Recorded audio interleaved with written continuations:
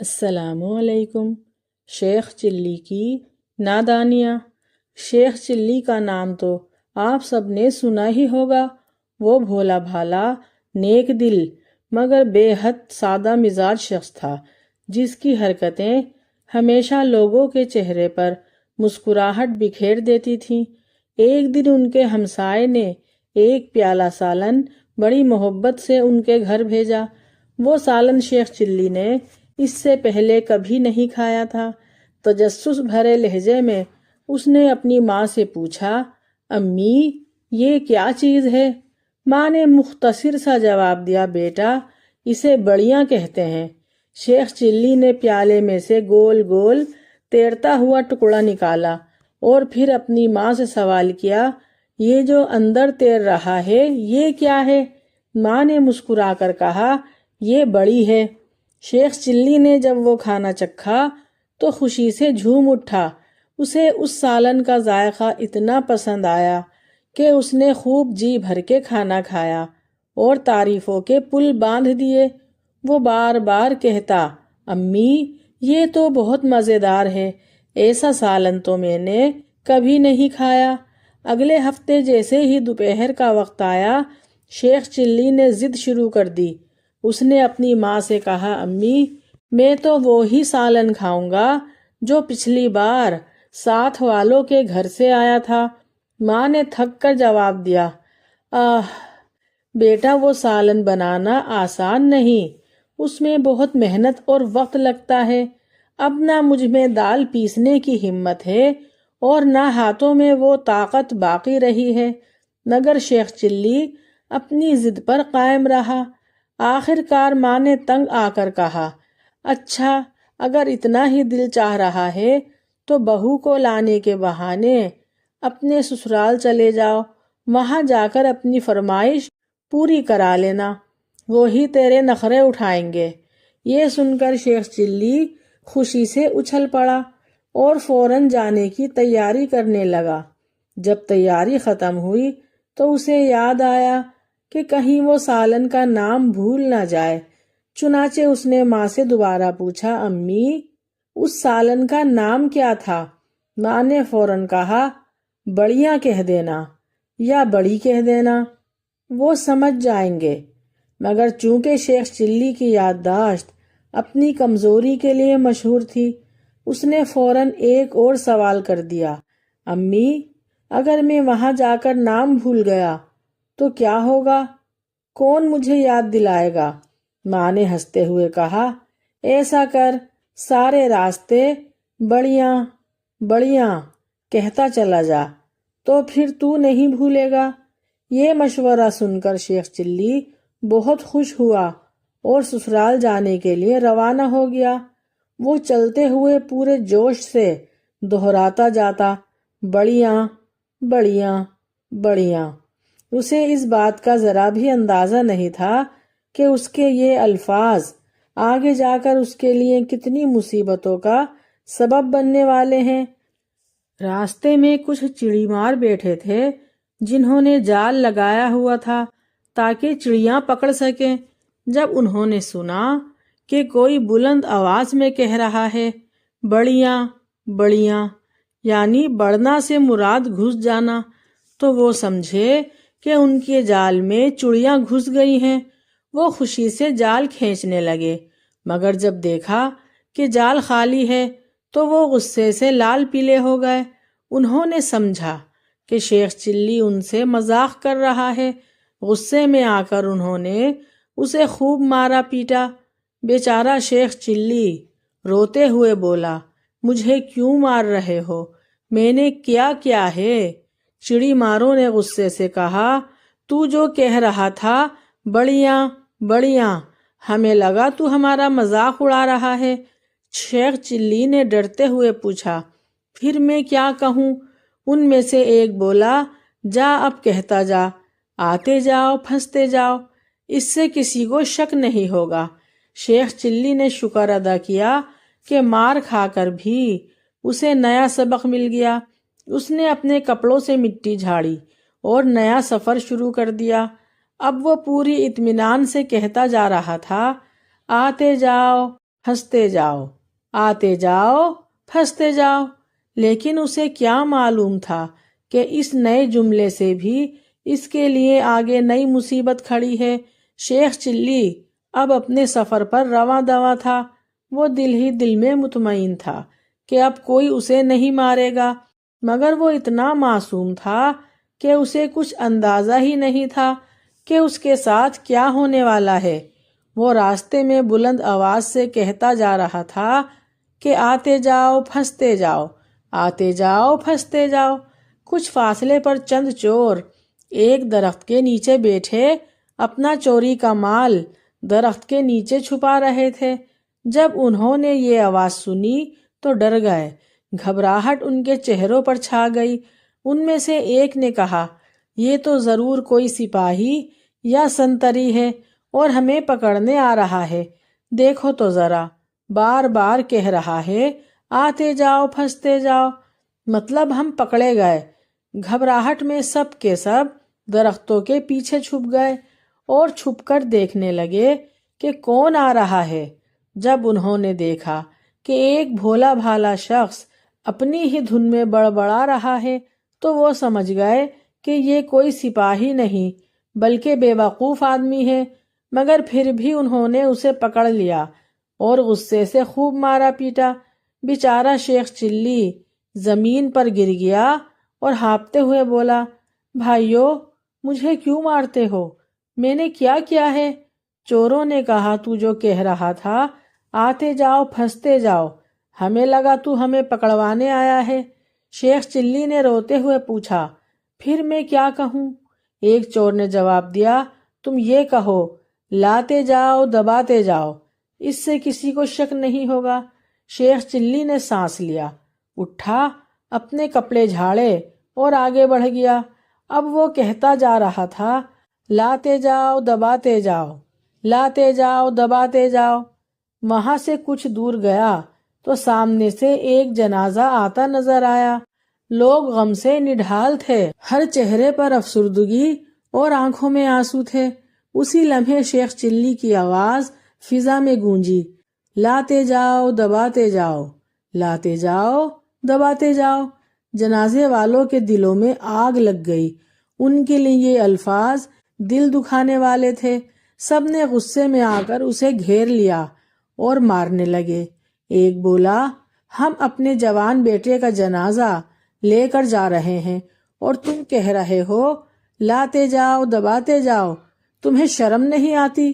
شیخ چلی روتے ہوئے کہنے لگا، ارے بھائیو، میں تو بے قصور ہوں، مجھے تو سمجھ ہی نہیں آ رہی کہ مجھے کیوں مار رہے ہو۔ ایک بزرگ نے رحم کھاتے ہوئے کہا، بیٹا اگر تمہیں کچھ کہنا ہی ہے تو یہ کہو، ایسا اللہ کسی کے ساتھ نہ کرے، یہ بات زیادہ مناسب ہے۔ شیخ چلی نے جلدی سے سر ہلایا اور دوبارہ اپنی راہ پر چل نکلا۔ اب وہ دہرا رہا تھا، ایسا اللہ کسی کے ساتھ نہ کرے، ایسا اللہ کسی کے ساتھ نہ کرے۔ کچھ دور چلا تو اسے سامنے ایک بارات نظر آئی۔ ڈھول بج رہے تھے، گانے گائے جا رہے تھے، خوشی کا سماں تھا۔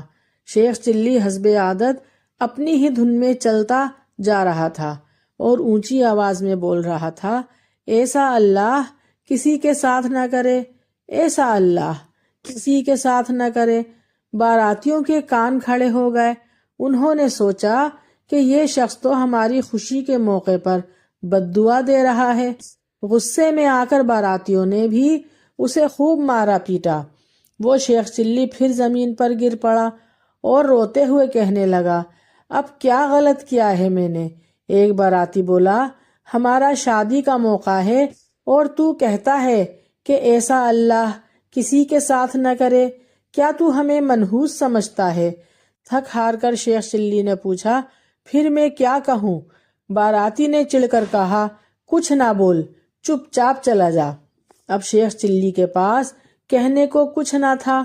وہ واقعی چپ ہو گیا اور چپ چاپ چلتا رہا اور دل میں سوچتا رہا، آخر میرا قصور کیا ہے؟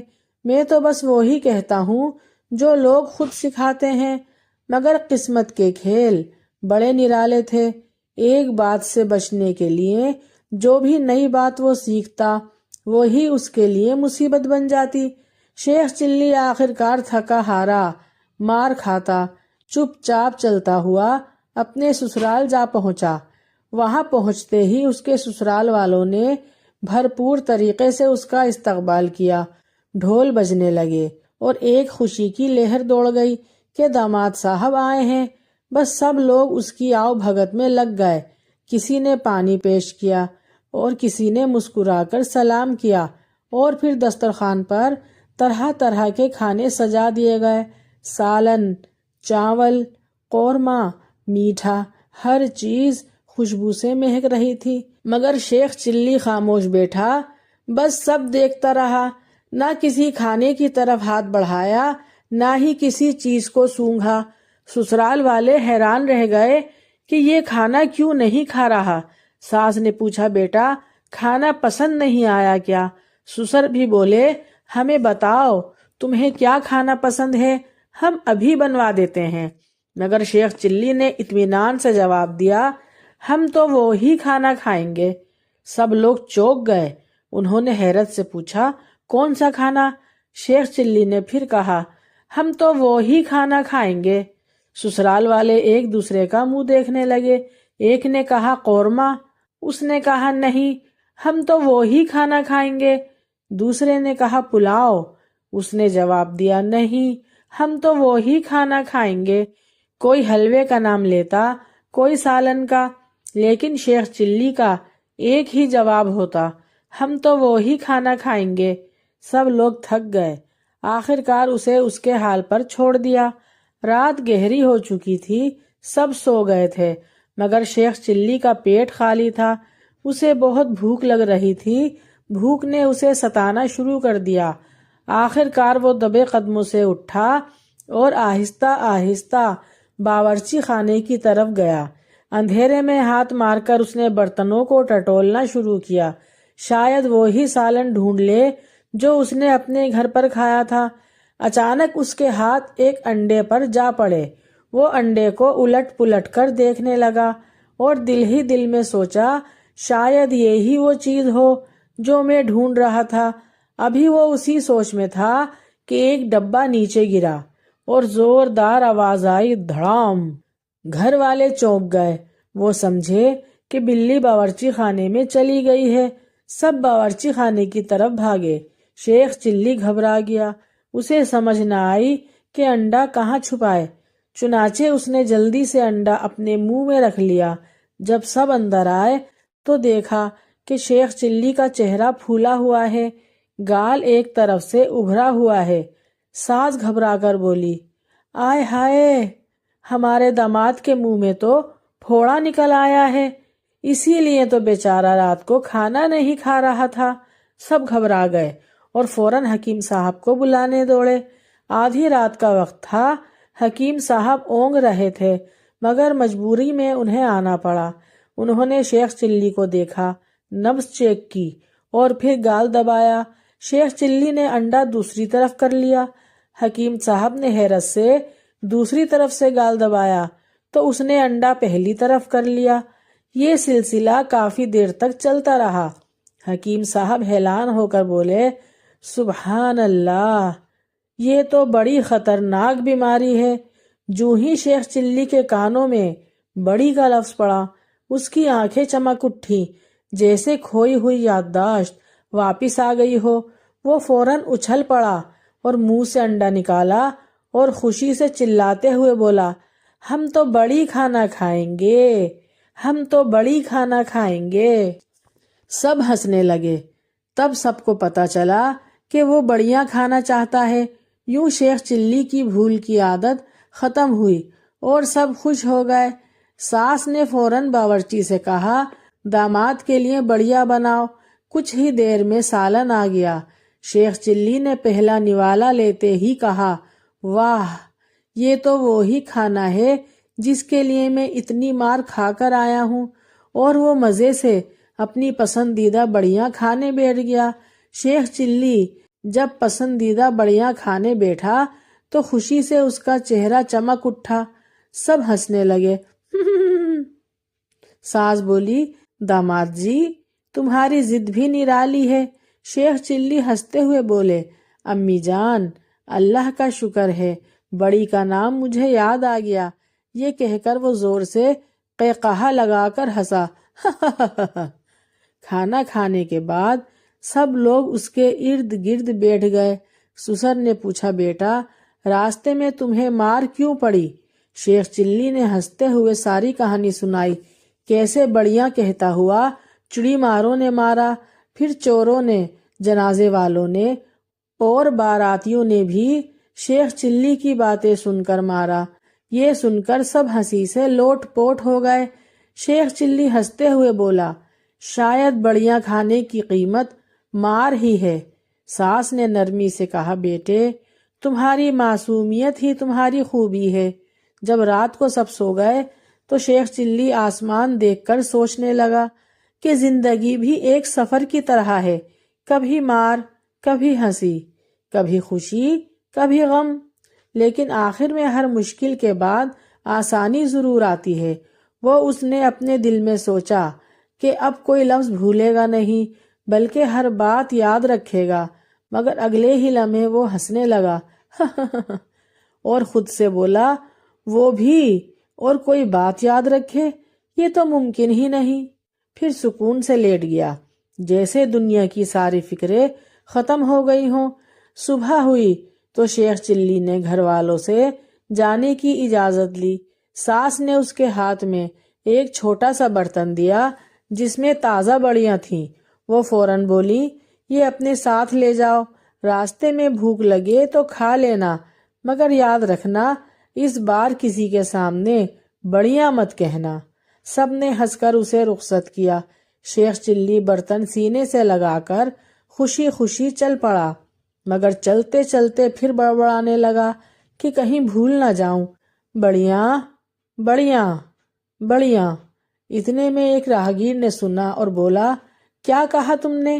شیخ چلی گھبرا کر بولا، نہیں نہیں کچھ نہیں، اور دل ہی دل میں ہنستا ہوا بولا، اب میں مار کھانے والا نہیں، میں نے عقل سے کام لیا ہے۔ مگر حقیقت یہ تھی کہ شیخ چلی چاہے جتنی بھی عقل سیکھ لے، وہ ہمیشہ وہی سادہ دل اور بھولا بھالا انسان رہے گا جس کی ہر بات میں ایک نیا سبق چھپا ہوتا ہے کہ معصومیت کبھی بے معنی نہیں ہوتی، وہ دلوں کو ہنسانے کا ہنر جانتی ہے۔ دوستو، اس کہانی سے ہمیں یہ سبق ملتا ہے کہ زندگی میں سادگی، نیکی اور سچائی ہمیشہ انسان کی اصل خوبصورتی ہے۔ شیخ چلی کی بھول چوک اور ناسمجھی اور بار بار کی غلطیاں دراصل یہ پیغام دیتی ہیں کہ نیت اگر صاف ہو تو انسان کی ہر غلطی بھی ایک سبق بن جاتی ہے۔ انسان کو حالات جیسے بھی ملیں، اس کا دل صاف اور نیت کا سچا اور چہرے کا مسکراتا رہنا چاہیے۔ اگر آپ سب کو یہ ویڈیو پسند آئی ہے تو پلیز لائک کر دیں۔ اگر میرے چینل پر نئے ہیں تو میرے چینل کو سبسکرائب کر دیں۔ نیکسٹ ویڈیو کے لیے اللہ حافظ۔